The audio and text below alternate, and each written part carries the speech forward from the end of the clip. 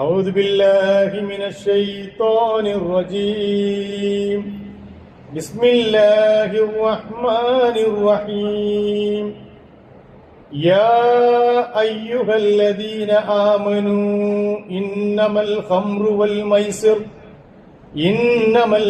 والميسر والأنصاب والأزلام رجز من عمل الشيطان فاجتنبوه لعلكم تفلحون إنما يريد الشيطان أن يوقع بينكم العداوة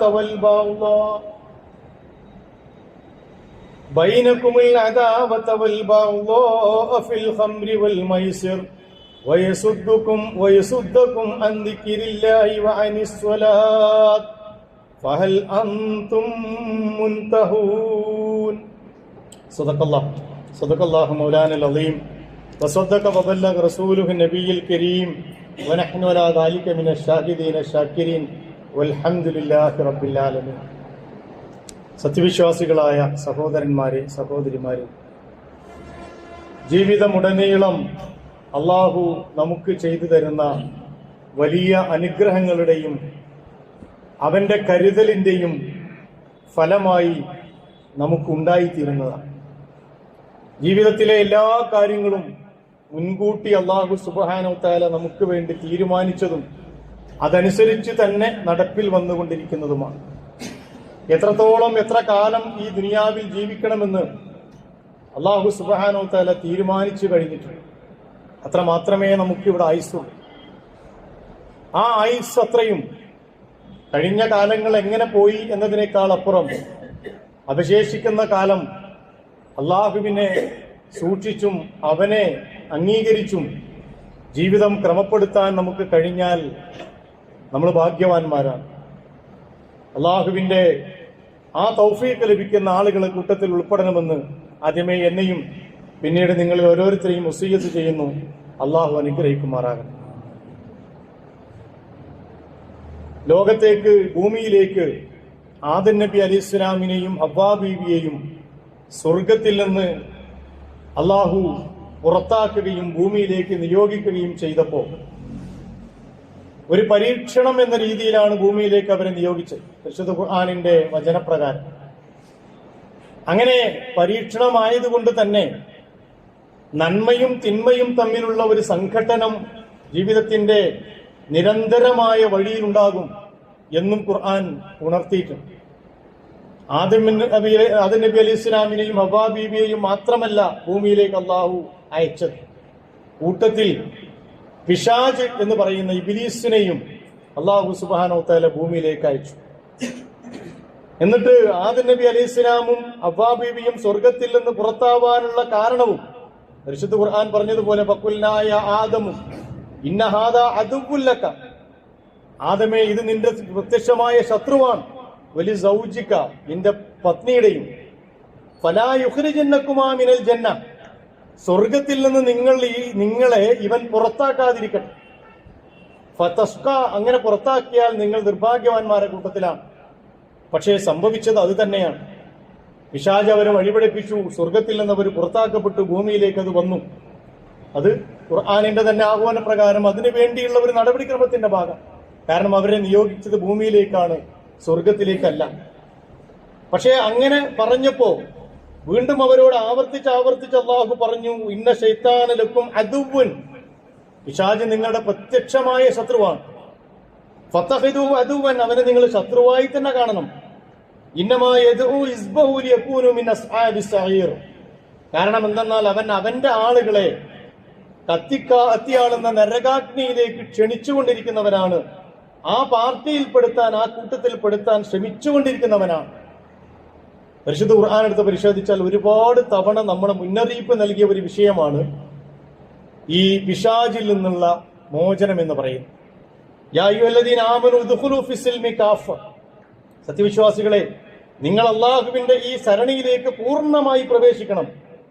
അങ്ങനെ പൂർണ്ണമായി നിങ്ങൾ കടന്നു വരാതിരുന്നാലുണ്ടാകുന്ന പരിണിത ഫലം വലാ തത്തബിയു ഖുതുവാത്തി ശൈത്താൻ, പിശാചിന്റെ കാൽപ്പാടുകളെ നിങ്ങൾ പിന്തുടരരുത്.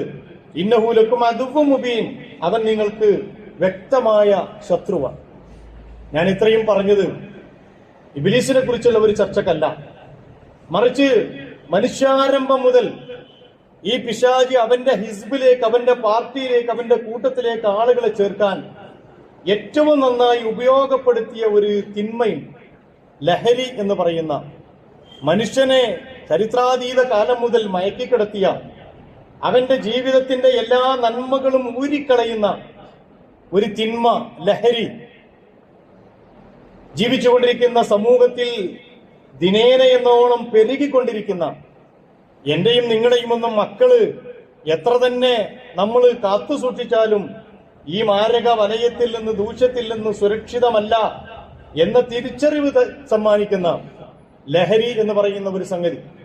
ഇസ്ലാമും ലഹരിയും തമ്മിൽ എവിടെ നിൽക്കുന്നു എന്ന് പ്രത്യേകമായി ഒരു പ്രഭാഷണത്തിന്റെ ആവശ്യമൊന്നുമില്ല. പക്ഷേ മുസ്ലിം സമൂഹം ഒരു കാലത്ത് വളരെ ഗൗരവത്തോടു കൂടി കണ്ടിരുന്നു. ഇന്ന് ഗൗരവം കുറഞ്ഞു എന്നല്ല ഞാൻ പറയുന്നത്. സമുദായം മൊത്തം, നാട്ടിലൊരു കള്ളുകുടിയനുണ്ടെങ്കിൽ, ഒരു അത്തരത്തിലുള്ള ഒരു ലഹരിയുടെ അടിമയുണ്ടെങ്കിൽ അവനെ സമൂഹത്തിന്റെ ആ പരിധിയിൽ നിന്ന്, കള്ളിയിൽ നിന്ന് പുറത്തു നിർത്താൻ മാത്രം വളരെ മോശമായി കണ്ടിരുന്ന ഒരു സംഗതി. നമ്മുടെ പോലും ഒരു വേള കല്യാണങ്ങളിലും സൽക്കാരങ്ങളിലും ആഘോഷവേളകളിലും അല്ലാത്ത സമയങ്ങളിലുമൊക്കെ അത് മന്ദം മന്ദം കടന്നു വരുന്നു. കുറ്റവാളികളായി പിടിക്കപ്പെടുന്ന, പോലീസ് സ്റ്റേഷനുകളിൽ പിടിക്കപ്പെടുന്നവരിൽ ഈ സമുദായത്തിന്റെ പങ്കും ഏറെ കുറവല്ല എന്നത് നമ്മെ കണ്ണു തുറപ്പിക്കേണ്ടതാണ്. കേരള സർക്കാർ കഴിഞ്ഞ കുറെ ദിവസങ്ങളായി തൂഫാൻ എന്ന പേരിൽ ലഹരിക്കെതിരെയുള്ള ഒരു ക്യാമ്പയിൻ നടത്തിക്കൊണ്ടിരിക്കുകയാണ്. എന്തുകൊണ്ടും മുസ്ലിം സമൂഹം അത് ഏറ്റെടുക്കേണ്ടതാണ്. അത് അവർക്ക് വേണ്ടി മാത്രമല്ല, വരും തലമുറകൾക്കും നമ്മുടെ സമൂഹത്തിനും ഈ ഭൂമിയുടെ നിലനിൽപ്പിനും മനുഷ്യ സമുദായത്തിന്റെ അന്തസ്സിനും അത് അത്യന്താപേക്ഷിതമാണ് എന്ന് മനസ്സിലാക്കി. ഈ ലഹരിയുമായി ബന്ധപ്പെട്ട കഥ ചരിത്രം പരിശോധിച്ചാൽ ഇന്നോ ഇന്നലെയോ ഒന്നും തുടങ്ങിയതല്ല.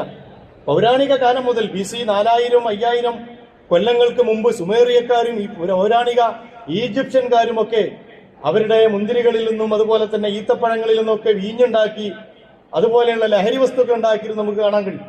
മാത്രമല്ല പലപ്പോഴും പല മതങ്ങളുടെയും, വഴിതിരിഞ്ഞു പോയ പല മതങ്ങളുടെയും ആരാധനാ സങ്കല്പങ്ങളിൽ തന്നെ ഈ ലഹരിയുടെയും മദ്യത്തിന്റെയും ഒക്കെ ദേവന്മാരും ദേവതകളും ഒക്കെ ഉണ്ടായിരുന്നു എന്ന് മനസ്സിലാക്കാൻ പറ്റും. പുരാതന റോമൻ സംസ്കാരത്തിലും ഗ്രീക്കൻ സംസ്കാരത്തിലുമൊക്കെ അത്തരത്തിലുള്ള ദൈവങ്ങൾ ഉണ്ടായിരുന്നു. അവർക്ക് പൂജകളും വഴിപാടുകളും ആരാധനകളും ഒക്കെ മനുഷ്യൻ ചെയ്തിരുന്നു. അതിനൊറ്റ ഉദാഹരണം പറഞ്ഞാൽ ഗ്രീക്ക് പുരാണത്തിലെ ഡയോനിസിസ് എന്ന് പറയുന്ന ഒരു ദേവത തന്നെ യഥാർത്ഥത്തിൽ ഈ മദ്യവുമായി ബന്ധപ്പെട്ടതാണ്, ലഹരിയുമായി ബന്ധപ്പെട്ടതാണ്. ഇന്ന് നമുക്ക് കാണാൻ കഴിയും അത്തരത്തിലുള്ള പല സങ്കല്പങ്ങളും. പിന്നീട് ഇങ്ങോട്ട് വരുമ്പോൾ റസൂലുള്ളാഹി സ്വല്ലല്ലാഹു അലൈഹി വസല്ലം കടന്നു വരുന്ന അറേബ്യൻ ജാഹിലിയത്തിനെ കുറിച്ച് പറയുന്നത് തന്നെ 3 ഡബ്ലികളുടെ നാട് എന്നാണ്. അതിലൊന്ന് വൈനാണ്, മദ്യമാണ്. എത്രത്തോളം പറഞ്ഞാൽ ജാഹിലിയ കവിതകൾ, ഇംറുൽ ഖൈസിന്റെയും അതുപോലെയുള്ള ഒരുപാട് സബഅൽ മുഅല്ലഖാത്തുകൾ എന്ന് പറയുന്ന 7 കവിതകൾ, പ്രധാനപ്പെട്ട 7 കവിതകൾ കഅബയുടെ ചുമരുകളിൽ തൂക്കിയിട്ടിരുന്ന പൗരാണിക ജാഹിലിയത്ത് ഈ കാലത്തെ ആ കവിതകളിൽ പോലും പ്രധാനമായ വർണ്ണനകൾ ഇതായിരുന്നു: ഇദാമുത്തു ഫദ്ഫിന്നി ഇലാ ജംബി കർമ്മത്തിൻ, ഞാൻ മരിക്കുകയാണെങ്കിൽ എന്നെ മുന്തിരിവള്ളിയുടെ അടിയിൽ കുഴിച്ചിടണം.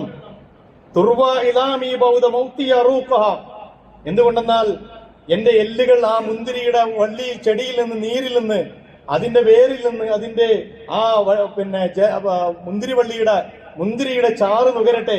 വലാ തദ്ഫിനി ഫിൽ ഫിലാത്തി ഫഇന്നനി, എന്നെ ഒരു മരുഭൂമിയിൽ ഖബർസ്ഥാനിൽ കൊണ്ടുപോയിട്ട് പറവയ്യരുത്.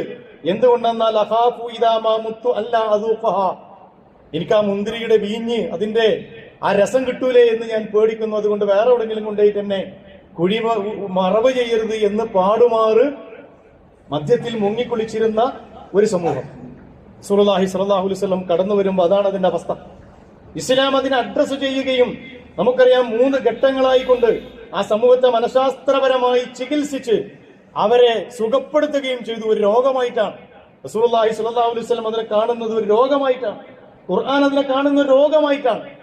ആരോഗ്യാവസ്ഥയെ നശിപ്പിക്കുന്ന ഒരു രോഗാവസ്ഥയാണ്. ആ രോഗാവസ്ഥയെ ചികിത്സിക്കുകയാണ് യഥാർത്ഥത്തിൽ ഇസ്ലാം ചെയ്തത്. പലപ്പോഴും ആളുകൾ ചോദിക്കാറുണ്ട്, എന്തുകൊണ്ട് മദ്യം ഒറ്റ പ്രാവശ്യം നിരോധിച്ചില്ല? ഒരു സമൂഹത്തെ വരിഞ്ഞു മുറുക്കിയിരിക്കുന്ന ഒരു മാരകമായ വിഷം, ഒരു മാരകമായ തിന്മയെ അടിവേരോടെ ഒറ്റടിക്ക് നിയമം പാസ്സാക്കിയാൽ ചിലപ്പോൾ 4-5 ദിവസം, നമ്മുടെ നാട്ടിലൊക്കെ ചില നിയമങ്ങൾ അങ്ങനെയാണ്, പാസ്സാക്കി ഒരാഴ്ച 2 ആഴ്ച ഒക്കെ ഭയങ്കര സ്ട്രോങ് ആയിരിക്കും, അത് കഴിഞ്ഞാൽ അത് പോയി. അങ്ങനെ ഒരു നിയമം പാസ്സാക്കാൻ ഇസ്ലാം ആഗ്രഹിച്ചില്ല. കാരണം അത്രമേൽ റൂട്ടുള്ളതാണ് തിന്മ. അവർക്ക് അതിനെക്കുറിച്ചല്ല, അതൊരു അഭിമാനത്തിന്റെ ചിഹ്നമാണ്. അവര് മദ്യം എന്ന് പറയുന്നത് ഒരു അഭിമാനത്തിന്റെ ചിഹ്നമായി കണ്ടിരുന്നതാണ്. ആ രീതിയിൽ ഉണ്ടായിരുന്ന ഒരു സമൂഹത്തെ 3 ഘട്ടമായി അതിനെ പരിശുദ്ധ ഖുർആൻ ഏറ്റവും അവസാനം ഞാൻ നേരത്തെ ഓതി വെച്ച സൂറത്തുൽ മാഇദയിലെ യാ അയ്യുഹല്ലദീന ആമനു, അല്ലയോ വിശ്വാസികളെ, ഇന്നമൽ ഖംറു വൽ മൈസിറു വൽ അൻസാബു വൽ അസ്ലാം, കള്ള്, ചൂതാട്ടം, പ്രശ്നം വെക്കൽ, അതുപോലെയുള്ള എല്ലാ തിന്മകളും റിജ്സും മിൻ അമലി ശൈത്താൻ, പിശാചിന്റെ പൈശാചികമായ പ്രവർത്തനങ്ങളിൽപ്പെട്ടതാണ്. ഫജ്തനിബൂഹു ലഅല്ലക്കും തുഫ്ലിഹൂൻ, അതിനെ നിങ്ങൾ ഒഴിവാക്കണം, എന്നാൽ മാത്രമേ നിങ്ങൾ വിജയിക്കൂ. മദ്യമുള്ള ഒരു സമൂഹം, ലഹരിക്ക് അടിമപ്പെട്ട ഒരു സമൂഹം വിജയിക്കൂല. ലഅല്ലക്കും തുഫ്ലിഹൂൻ, നിങ്ങൾക്ക് വിജയം വരണമെങ്കിൽ അത് വ്യക്തിതലത്തിലും കുടുംബതലത്തിലും സമൂഹതലത്തിലും നിങ്ങൾ എടുത്തു നോക്കും. ഒരു മദ്യപാനി, ഒരു ലഹരി ഉപയോഗിക്കുന്നവൻ ഒരു കുടുംബത്തിലുണ്ടെങ്കിൽ ആ കുടുംബത്തിന്റെ മുച്ചൂടും നശിക്കും. അത് അവനെ മാത്രം ബാധിക്കുന്നതല്ല, ഒരു കുടുംബത്തെയല്ല, അവൻ ബന്ധപ്പെടുന്ന എല്ലാ കുടുംബങ്ങളെയും. അവന് വിവാഹിതനാണെങ്കിൽ അവന്റെ ഭാര്യയുടെ കുടുംബം, ആ സമൂഹം ഒക്കെ അപകടത്തിലാണ്. ലഅല്ലക്കും തുഫ്ലിഹൂൻ, വിജയിക്കണമെങ്കിൽ അതിൽ നിന്ന് പുറത്തു കടക്കാൻ കഴിയണം. എന്നിട്ട് ഖുർആൻ പറയാണ്, ഇന്നമാ യുരീദു ശൈത്വാനു അൻ യൂഖിയ ബൈനകുമുൽ അദാവത വൽ ബഗ്ദ, നിങ്ങൾക്കിടയിൽ ശത്രുതയും വിദ്വേഷവും ഉണ്ടാക്കാനാണ് പിശാച് ആഗ്രഹിക്കുന്നത്. ഫിൽ ഖംറി വൽ മൈസിർ, ലഹരിയിലൂടെ. ഇവിടെ മദ്യം എന്ന് പറയുന്നത് അന്നത്തെ കാലഘട്ടത്തിൽ നിലവിലുണ്ടായിരുന്ന ലഹരിയുടെ ഒരു ഇനത്തെ മാത്രമാണ് ഖുർആൻ അഡ്രസ് ചെയ്യുന്നത്. അത് അവർക്ക് തിരിയുന്ന ഒരു ഭാഷയിൽ സംസാരിച്ചു എന്ന് മാത്രം. അതിന്റെ ഉദ്ദേശം എല്ലാ ലഹരി വസ്തുക്കളുമാണ്. റസൂലുള്ളാഹി സ്വല്ലല്ലാഹു അലൈഹി വസല്ലം അങ്ങനെ തന്നെയാണ് ഇത് പഠിപ്പിച്ചിട്ടുള്ളത്. ലഹരി ബാധിക്കുന്ന എല്ലാ സംഗതികളും ഇതിന്റെ പരിധിയിൽ വരുന്നതാണ്. അതുകൊണ്ട് വയസുദ്ദുക്കും അൻ ദിക്രില്ലാഹി വഅനി സ്വലാത്ത്, അള്ളാഹുവിനെ കുറിച്ചുള്ള സ്മരണയിലും നമസ്കാരത്തെ കുറിച്ചും നിങ്ങളെ തടയാനുമാണ് അവൻ ആഗ്രഹിക്കുന്നത്. ഫഹൽ അൻതും മുൻതഹൂൻ, അതുകൊണ്ട് നിങ്ങൾ നിർത്തുന്നില്ലേ, വിരമിക്കുന്നില്ലേ എന്ന് അതിശക്തമായ ഭാഷയിൽ പരിശുദ്ധ ഖുർആൻ അവർ അഡ്രസ് ചെയ്യുകയും എല്ലാ അർത്ഥത്തിലും ഖുർആൻ ഈ ലഹരിയുടെ എല്ലാ വകഭേദങ്ങളെയും നിരോധിക്കുകയും ചെയ്തു. ഇബ്നു ഉമർ റളിയല്ലാഹു റിപ്പോർട്ട് ചെയ്യുന്ന ഒരു ഹദീസിൽ അന്ന റസൂലുള്ളാഹി സ്വല്ലല്ലാഹു അലൈഹി വസല്ലം ഖാല, റസൂൽ സല്ലല്ലാഹു അലൈഹി വസല്ലം പറഞ്ഞു, കുല്ലു മുസ്കരിൻ ഖംർ, എല്ലാ ലഹരി ഉണ്ടാക്കുന്ന സംഗതികളും മദ്യമാണ്. വകുല്ലു മുസ്കരിൻ ഹറാം, എല്ലാ ലഹരി ഉണ്ടാക്കുന്ന സംഗതികളും ഹറാമാണ്. അത് ഏറ്റവും ചെറിയ ഈ നമ്മൾ നാവിന്റെ അടിയിൽ വെക്കുന്ന സാധനമാണെങ്കിലും ശരി, നമ്മൾ ഇങ്ങനെ നിസാരവൽക്കരിക്കുന്നതാണ് ഏറ്റവും വലിയൊരു ഗൗരവം. പല സംഗതികളും നമുക്ക് തെറ്റാണെന്ന് തോന്നുന്നില്ല. അത് ഹാൻഡ്സോ പാൻപരാഗോ അല്ലെങ്കിൽ നാവിന്റെ അടിയിലോ ചുണ്ടിനടിയിലോ ഒക്കെ വെക്കുന്ന സാധനങ്ങളാണെങ്കിൽ അതൊക്കെ വളരെ നോർമലൈസ് ചെയ്യപ്പെടുന്നു. ഈ ലഹരികളെ നോർമലൈസ് ചെയ്യപ്പെടുന്നു എന്നതാണ് ഇന്ന് സമൂഹം അനുഭവിക്കുന്ന ഏറ്റവും വലിയൊരു പ്രശ്നം. അതുകൊണ്ട് തന്നെ അഡിക്ഷനുകൾ നമ്മുടെ സമൂഹത്തിൽ പെരുകുന്നു. നിങ്ങൾ നോക്ക്, കുട്ടികൾ പോലും പലതിന്റെയും അഡിക്റ്റുകളാണ്. ഞാൻ പറയുന്നത് ലഹരിയുടെ അഡിക്റ്റുകളാവണമെന്നില്ല അവര്, പക്ഷെ അവര് നിങ്ങൾ പരിശോധിച്ചിട്ടുണ്ടോ? ചില ചിപ്സുകളുടെ, ചില പാനീയങ്ങളുടെ, ചില ഭക്ഷണങ്ങളുടെ, ചില സംഗതികളുടെ അഡിക്റ്റാണ് അവര്. നിങ്ങളൊന്ന് കൊടുക്കാതെ വാങ്ങിക്കൊടുക്കാതെ നോക്കും, അവര് വൈലന്റ് ആകും. അവിടെ വെച്ച് നമുക്ക് പിടിക്കാൻ കഴിയണം. ഒരു വസ്തുവിനോടും ഒരു അഡിക്ഷൻ യഥാർത്ഥത്തിൽ വിശ്വാസികൾക്ക് ഉണ്ടാകാൻ പാടില്ല. അത് മൊബൈലാണെങ്കിലും ശരി, മറ്റേത് വസ്തുവാണെങ്കിലും ശരി, അത് വളരെ മാരകമായ രോഗത്തിന്റെ തുടക്കമാണ്. നമ്മുടെ കുട്ടികളെ നമ്മൾ പരിശോധിക്കണം. അവരേതെങ്കിലും ഒരു വസ്തുവിനോട് വല്ലാത്ത അഡിക്ഷൻ ഉണ്ടെങ്കിൽ, കാരണം ഇത്തരം പല വസ്തുക്കളിലും ഈ അഡിക്ഷൻ ഉണ്ടാക്കുന്ന രീതിയിലുള്ള ഉൽപ്പന്നങ്ങൾ ചേർത്തുകൊണ്ടാണ് അത് മാർക്കറ്റിൽ വിതരണം ചെയ്യപ്പെടുന്നത്. പല ചിപ്സുകളാകട്ടെ, ചില പാനീയങ്ങളാകട്ടെ, അതല്ലെങ്കിൽ അവർക്ക് കളർഫുൾ ആയിട്ട് കിട്ടുന്ന ഏതെങ്കിലും ഭക്ഷണ വസ്തുക്കളാകട്ടെ, ഏതിനോടാണെങ്കിലും ശരി അമിതമായ ഒരു ആവേശം ഒരു കുട്ടി കാണിക്കുന്നുണ്ടെങ്കിൽ അവനെ പഠിക്കണം, നമ്മൾ അവളെ പഠിക്കണം. അതില്ലാതാക്കാനുള്ള ശ്രമം നമ്മൾ നടത്തണം.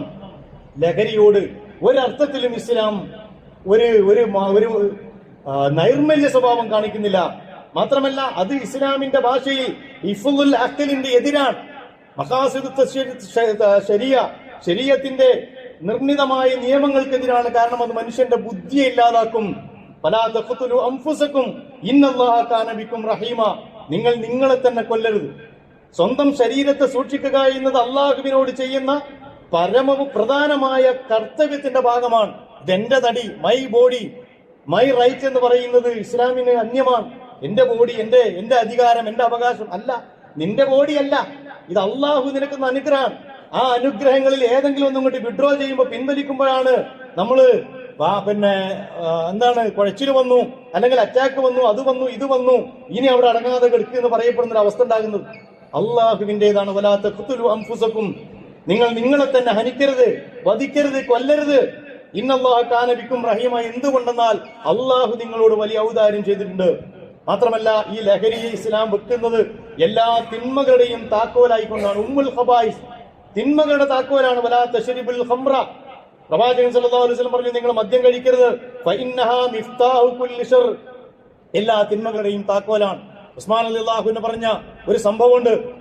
ഒരു മനുഷ്യന്റെ മുന്നിൽ, ആബിദായ മനുഷ്യന്റെ മുമ്പിലേക്ക് ഒരു സുന്ദരിയായ സ്ത്രീ അദ്ദേഹത്തെ ക്ഷണിക്കുകയും വീട്ടിലേക്ക് അദ്ദേഹത്തെ ക്ഷണിച്ചു. എന്താണ് കാര്യമെന്നറിയാതെ അദ്ദേഹം വീട്ടിലേക്ക് പോയി. വല്ല ആബിദ, അള്ളാഹുവിനെ ഇബാദത്ത് ചെയ്തുകൊണ്ട് ജീവിക്കുന്ന സത്യസന്ധനായ സ്വാലിഹായ ഒരു മനുഷ്യനാണ്. അയൽവാസിയായ ഒരു സ്ത്രീ അദ്ദേഹത്തെ വീട്ടിലേക്ക് ക്ഷണിച്ചു. വീട്ടിലേക്ക് ക്ഷണിച്ചപ്പോൾ ക്ഷണം സ്വീകരിച്ചു വന്നു. വീട്ടിൽ കയറിയ ഉടനെ അദ്ദേഹം ഈ പെണ്ണ് വാതിലടച്ചു. വാതിലടച്ചിട്ട് പറഞ്ഞു, 3 തിന്മകൾ നിങ്ങൾക്ക് ചെയ്യാം. ഒന്നുകിൽ നിങ്ങൾ ഇവിടെ ഞാൻ മുന്നിൽ വെച്ചിട്ടുള്ള ഒരു കോപ്പ് മദ്യം നിങ്ങൾ കഴിക്കണം, അല്ലെങ്കിൽ ഒരു കുട്ടി ഇവിടെ ഉണ്ട്, ആ കുട്ടിനെ നിങ്ങൾ കൊല ചെയ്യണം, അല്ലെങ്കിൽ ഞാനുമായി ശാരീരിക ബന്ധത്തിൽ ഏർപ്പെടണം. ഇതെങ്ങനെ ആലോചിച്ചപ്പോൾ അതിൽ ഏറ്റവും അൽഹഫായ ഒരു സംഗതി, ഏറ്റവും ചെറിയ ഒരു സംഗതി എന്ന് പറഞ്ഞാൽ ആ മദ്യം കഴിക്കലാണല്ലോ.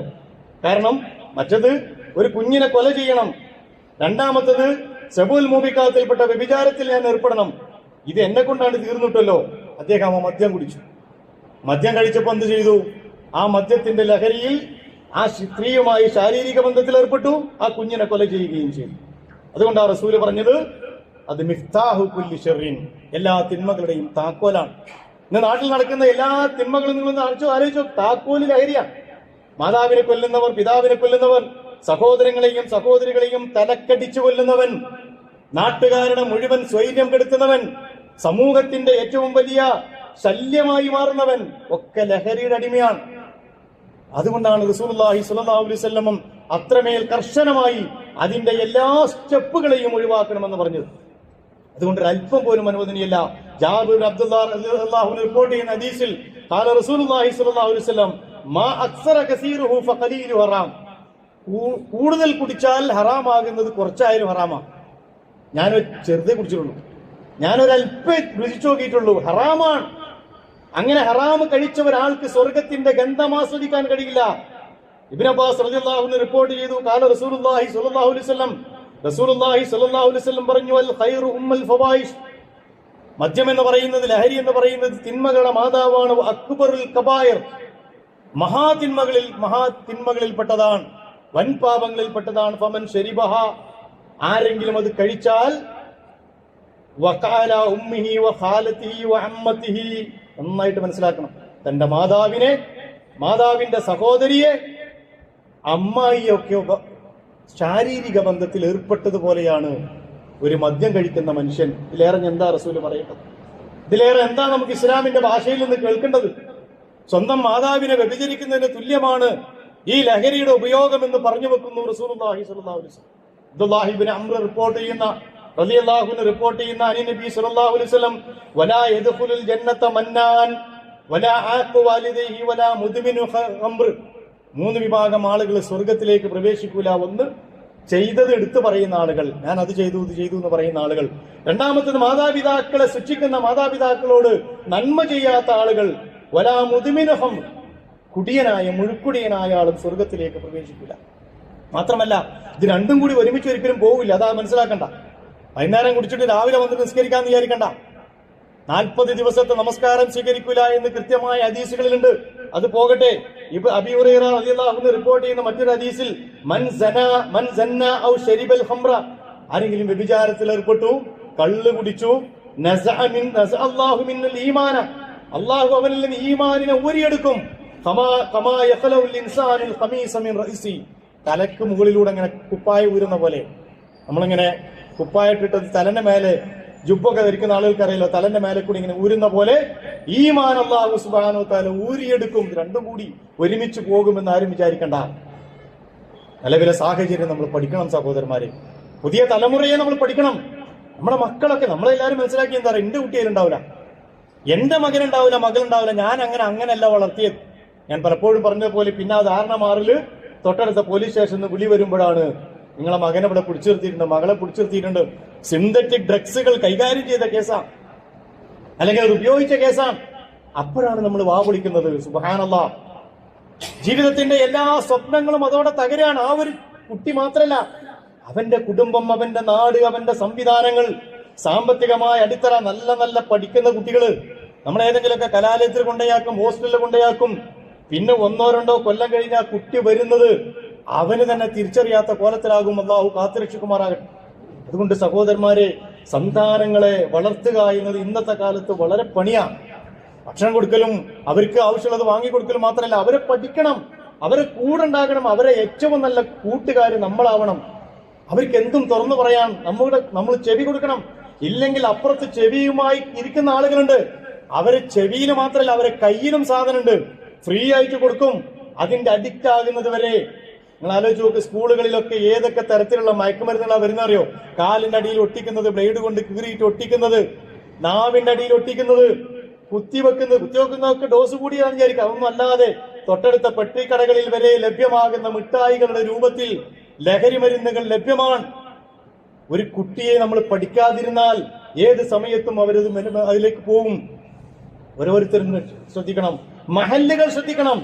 മഹല്ലുകൾ കേന്ദ്രീകരിച്ചുകൊണ്ട് അതിനുള്ള സംവിധാനങ്ങൾ നമ്മൾ ഉണ്ടാക്കണം. ലഹരിക്കെതിരെയുള്ള ബോധവൽക്കരണവും പള്ളികൾ കേന്ദ്രീകരിച്ച് അതിനുള്ള സംവിധാനങ്ങൾ ഉണ്ടാക്കുന്നത് മുസ്ലിം ഉമ്മത്തിന്റെ സാമൂഹ്യമായ ബാധ്യതയാണ്, ഫർള് കിഫയിൽപ്പെട്ടതാണ് എന്ന് മനസ്സിലാക്കണം. അത്തരത്തിലാണ് നമ്മളെ ക്യാമ്പസുകളൊക്കെ ഉള്ളത്. ആ ക്യാമ്പസുകളിൽ ലഹരിയെ പ്രോത്സാഹിപ്പിക്കുന്ന രീതിയിൽ രാഷ്ട്രീയ വിദ്യാർത്ഥി പ്രസ്ഥാനങ്ങൾ വരെ നിലവിലുണ്ട് കാലത്ത്. അതുകൊണ്ട് പേടിക്കണം. നമ്മള് ക്യാമ്പസുകൾ തെരഞ്ഞെടുക്കുമ്പോൾ പേടിക്കണം, കൂട്ടുകാരെ തെരഞ്ഞെടുക്കുമ്പോൾ പേടിക്കണം. അല്ലാഹുവിന്റെ റസൂല് പറഞ്ഞു, അർറജുലു അലാ ദീനി ഖലീലിഹി, ഓരോ മനുഷ്യനും അവന്റെ കൂട്ടുകാരന്റെ മതത്തിലാ. അതുകൊണ്ട് ഫല്യൻദുർ അഹദുക്കും മൻ യുഖാലിൽ, ആരേറ്റാണ് കൂട്ടുകൂടുന്നത് എന്ന് പരിശോധിക്കട്ടെ. നമുക്കറിയോ നമ്മളെ മക്കളെ കൂട്ടുകാരാരാ? ഒരു 5-8 ആളെ പേര് നമുക്ക് എണ്ണാൻ കഴിയോ? എന്റെ മോന്റെ കൂട്ടുകാർ ഇവരൊക്കെയാണ്, അവരൊക്കെ ഞാൻ പഠിച്ചിട്ടുണ്ട് എന്ന് പറയാൻ പറ്റണം നമുക്ക്. ആരൊക്കെയാടാ നിന്റെ കൂട്ടുകാരെന്ന് ചോദിക്കണം. ഒറ്റക്ക് മഗ്‌രിബിന് ശേഷം എവിടെങ്കിലും പോയി 3-4 ആളുകൾ ഒറ്റക്ക് കൂടിയിരിക്കുന്നുണ്ടെങ്കിൽ, എന്റെ മകനും അതിലുണ്ടെങ്കിൽ ഞാൻ ശ്രദ്ധിക്കണം. ഞാൻ മാത്രല്ല, നമ്മളെല്ലാവരും ശ്രദ്ധിക്കണം. ഞാൻ എപ്പോഴും ആലോചിക്കാറുണ്ട്, പണ്ടൊക്കെ ഒരു അങ്ങാടിയിലേക്ക് ഒരു കുട്ടി പോവുകയാണെങ്കിൽ കാണുന്ന മുതിർന്ന ആളുകളൊക്കെ ചോദിക്കും, എന്താ മോനെ വിശേഷം, എടുക്കാം. എല്ലാത്തിനും നമ്മൾ മറുപടി പറയണം. എല്ലാവരോടും പറഞ്ഞു, ഞാൻ അങ്ങാടിക്കാണ്, ഇന്നത് വാങ്ങാനാണ്. പാനെ കാണുമ്പോ പറയും, നിന്റെ കുട്ടീനെ എന്നോടത്ത് കണ്ടല്ലോ, അവനെ ഞാൻ ഇന്ന ആവശ്യത്തിന് വിട്ടതാ, ചാപ്റ്റർ ക്ലോസ്. ഇന്ന് ആർക്കും അതിന് നേരല്ല. ചോദിച്ചാൽ കുട്ടിയോട്ട് മറുപടി പറയില്ല. കാരണം ഓൻ പോണത് മൊബൈലിൽ നോണ്ടിക്കൊണ്ടാ. ഈ തട്ടി വീടാതിരിക്കാൻ തന്നെ പണിയാണ്. അതുകൊണ്ട് സഹോദരന്മാരെ, സാമൂഹ്യമായ ബാധ്യതയുണ്ട് ഇതില്, ഇസ്ലാമികമായ ബാധ്യതയുണ്ട്.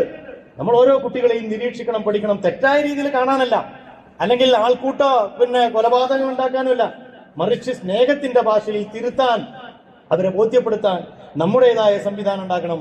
കൂട്ടുകാരെ പ്രത്യേകിച്ചും റസൂലുള്ളാഹി സ്വല്ലല്ലാഹു അലൈഹി വസല്ലം പ്രാർത്ഥിക്കാൻ പഠിപ്പിച്ചു, അല്ലാഹുമ്മ അഊദു ബിക മിൻ യൗമിസ് സൗ, മോശമായ ദിവസത്തിൽ നിന്ന് ഞാൻ നിന്നോട് അഭയം തേടുന്നു, മിൻ ലൈലത്തിസ് സൗ, മോശമായ രാത്രിയിൽ നിന്ന്, മിൻ സാഅത്തിസ് സൗ, മോശമായ സമയത്തിൽ നിന്ന്, വമിൻ സാഹിബിസ് സൗ, മോശമായ കൂട്ടുകെട്ടിൽ നിന്ന്, വമിൻ ജാരിസ് സൗ, മോശമായ അയൽവാസിയിൽ നിന്ന്, ഫീ ദാരിൽ മഖാം, എന്റെ താമസ സ്ഥലത്തെ മോശമായ അയൽവാസിയിൽ നിന്നും ഞാൻ അഭയം തേടുന്നു എന്ന് റസൂലുള്ളാഹി സ്വല്ലല്ലാഹു അലൈഹി വസല്ലം പ്രാർത്ഥിക്കാൻ ആവശ്യപ്പെട്ടു. കുട്ടികളെ കൂടെ നമ്മൾ ഉണ്ടാകണം.